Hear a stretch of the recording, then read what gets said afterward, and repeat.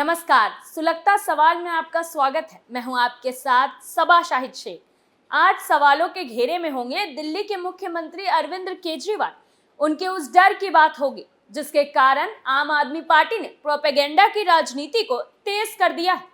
दरअसल दिल्ली के सीएम अरविंद केजरीवाल इन दिनों बौखलाए हुए हैं। केंद्र सरकार के अध्यादेश के खिलाफ घूम घूम कर मदद की गुहार लगा रहे हैं।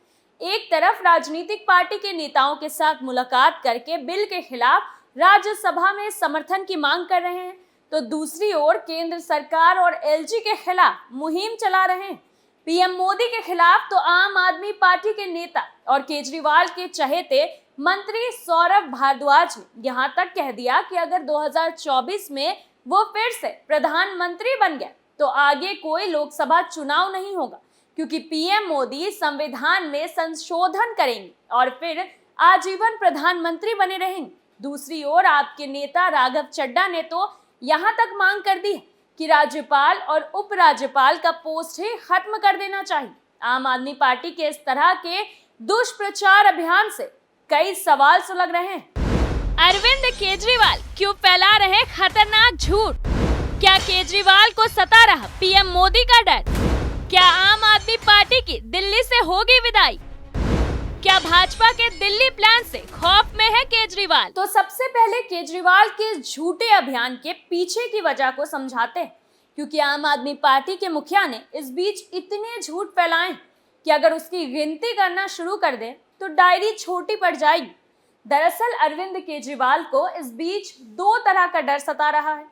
एक डर तो दिल्ली में एलजी के हाथों में कंट्रोल आने से बढ़ने वाली परेशानी, तो दूसरा डर भारतीय जनता पार्टी का दिल्ली जीतने के लिए बने प्लान का है। अब उनका पहला डर तो दिल्ली पर कंट्रोल को लेकर है। दिल्ली के अधिकारियों पर कंट्रोल के लिए उन्होंने कोर्ट का सहारा लिया। दिल्ली हाई कोर्ट ने जब एलजी को इसका अधिकार दे दिया तो वो सुप्रीम कोर्ट चले गए, और जब वहां से उन्हें राहत मिल गई तो केंद्र सरकार ने ऑर्डिनेंस लाकर सुप्रीम कोर्ट के फैसले को पलट दिया, जिससे केजरीवाल को लग रहा है कि अगर अधिकारी उनके कंट्रोल में नहीं रहेंगे तो आम आदमी पार्टी के सारे मंत्री जेल के अंदर होंगे, क्योंकि अब तक केजरीवाल के जितने भी घोटाले खुले वो सारे के सारे अधिकारियों के टेबल से ही गए। दिल्ली शराब घोटाले पर पहला खुलासा तो चीफ सेक्रेटरी नरेश कुमार की रिपोर्ट से हुई थी, जिसमें शराब माफियाओं के साथ 60 गांठ की बात कही गई और उन्हीं की सिफारिश पर एलजी ने इसे सीबीआई को सौंपा। और इसका असर ये हुआ कि केजरीवाल के सबसे करीबी मनीष सिसोदिया को जेल की हवा खानी पड़ रही। ठीक इसी तरह शीश महल घोटाला, अस्पताल घोटाला, स्कूल के क्लासरूम बनाने में घोटाला, क्लस्टर बसों की खरीद में घोटाला, फीडबैक यूनिट की जांच, यानी घोटालों की लिस्ट लंबी है और अधिकारियों के पास इसमें केजरीवाल के मंत्रियों को जेल भेजने के आधार भी हैं। तो ऐसे में केजरीवाल को लगता है कि अगर अधिकारियों के ऊपर उनका कंट्रोल नहीं रहा तो एक एक करके उनके सारे मंत्री जेल के अंदर ही रहेंगे। अब दूसरा डर भारतीय जनता पार्टी के उस प्लान से है, जिसके कारण केजरीवाल को इस बार भी लोकसभा चुनाव में शून्य पर आउट होने का खौफ सता रहा है, क्योंकि भाजपा ने दिल्ली को जीतने की पूरी तैयारी कर ली। यही वजह है कि अरविंद केजरीवाल कांग्रेस के सामने शर्त रख रहे हैं कि वो दिल्ली में चुनाव न लड़े, क्योंकि अगर कांग्रेस दिल्ली में चुनाव लड़ती है तो केजरीवाल के लिए मुस्लिम वोटर को एक साथ रखना मुश्किल हो जाएगा। दिल्ली के मुसलमान विधानसभा में तो केजरीवाल का साथ देते हैं, लेकिन लोकसभा चुनाव में कांग्रेस का समर्थन भी करते हैं, और एमसीडी चुनाव ने भी केजरीवाल की टेंशन बढ़ा दी है, जिसमें कई मुस्लिम इलाकों में कांग्रेस को अच्छे वोट भी मिले, साथ ही कुछ सीटों पर जीत भी हुई। यहां तक कि जब एक मुस्लिम पार्षद ने कांग्रेस छोड़कर केजरीवाल की पार्टी का हाथ थामा तो उसके ऑफिस में लोगों ने तोड़फोड़ कर दी, जिसके कारण रातों रात उसे अपना फैसला बदलना पड़ गया। ऐसे में केजरीवाल को लग रहा है कि भारतीय जनता पार्टी का जोरदार अभियान और कांग्रेस के साथ मुसलमानों की दोस्ती से उनका खेल बिगड़ सकता है। तो वहीं अब केजरीवाल के इस डर को समझने के लिए दिल्ली में भारतीय जनता पार्टी के जोरदार अभियान को भी समझना जरूरी है।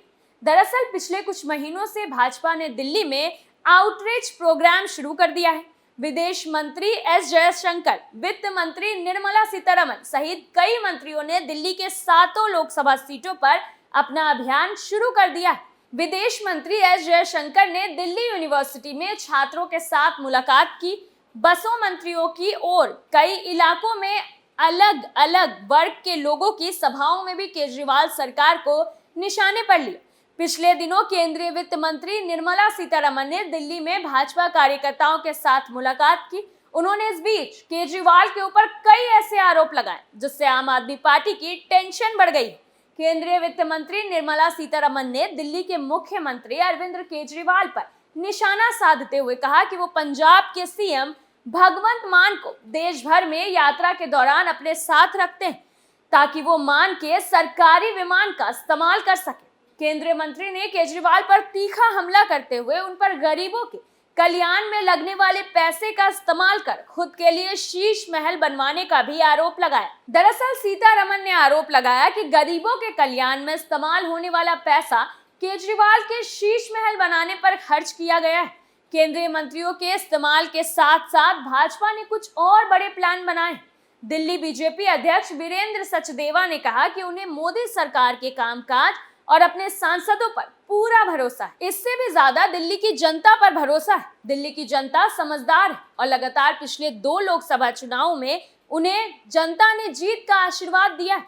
ऐसे में 2024 में उन्हें जनता का आशीर्वाद मिलेगा। उन्होंने बताया कि बीजेपी अगले 2 हफ्तों में दिल्ली की सभी 7 संसदीय क्षेत्रों में एक रैली करने जा रही है। ये रैलियां तो अभी हाल के कुछ समय की, लेकिन इसके अलावा दिल्ली में भाजपा ने पीएम मोदी, केंद्रीय गृह मंत्री अमित शाह और भाजपा अध्यक्ष जेपी नड्डा के लिए भी बड़ी रैलियां का प्लान बनाया है।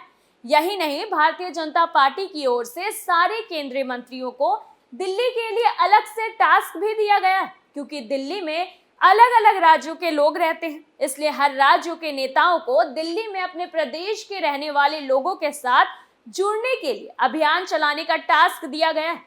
पश्चिम बंगाल के नेताओं को दिल्ली के उन इलाकों में कई प्रोग्राम करने को कहा गया है जहां पर बंगाल के लोग रहते हैं। चितरंजन पार्क से लेकर साउथ दिल्ली के दूसरे इलाके में रहने वाले बंगाल के लोगों के लिए भाजपा के वैसे नेता उतारे जाएंगे जो पश्चिम बंगाल से हैं। कुछ इसी तरह दक्षिण भारतीयों से लेकर बिहार के लोगों तक के लिए भाजपा ने प्लान बना रखा है। अब भाजपा के इस प्लान से केजरीवाल की नींद उड़ी हुई है। उन्हें लग रहा है कि लोकसभा चुनाव में फिर एक बार उनका सूपड़ा साफ हो सकता है, क्योंकि साल 2014 के बाद से अब तक विधानसभा में तो केजरीवाल ने 2 बार जीत हासिल की है, लेकिन लोकसभा चुनाव में 2 बार उन्हें दिल्ली की 7 में से 1 सीट पर भी जीत नहीं मिल पाई। और इस बार भी उनकी स्थिति कुछ इसी तरह की है, क्योंकि भारतीय जनता पार्टी का आउटरीच प्रोग्राम, पीएम मोदी की राष्ट्र छवि, केंद्रीय मंत्रियों को दिल्ली के अलग अलग इलाकों में दौरा और हर लोकसभा क्षेत्र में बड़े नेताओं की रैलियों के प्लान से केजरीवाल की सारी कोशिशें फेल होने वाली। और यही वजह है कि इस बीच दिल्ली के सीएम अरविंद केजरीवाल ने एक तरफ एलजी को आधार बनाकर विक्टिम कार्ड खेलना शुरू कर दिया है, तो दूसरी तरफ पीएम मोदी के ऊपर लगातार हमले करके मुस्लिम वोटरों को खुश करने की कोशिश कर रहे हैं ताकि किसी भी तरह से लोकसभा चुनाव में दिल्ली में उनका खाता खुल जाए। लेकिन केजरीवाल के सारे कार्ड एक के बाद एक फेल होते जा रहे हैं, क्योंकि एलजी उनकी झूठ पर से पर्दा उठा रही है, तो दूसरी ओर एक के बाद एक घोटाले से लोगों को भी केजरीवाल पर भरोसा खत्म होता जा रहा है। फिलहाल के लिए सुलगता सवाल में इतना ही। बाकी तमाम बड़ी खबरों के लिए देखते रहिए कैपिटल टीवी। नमस्कार।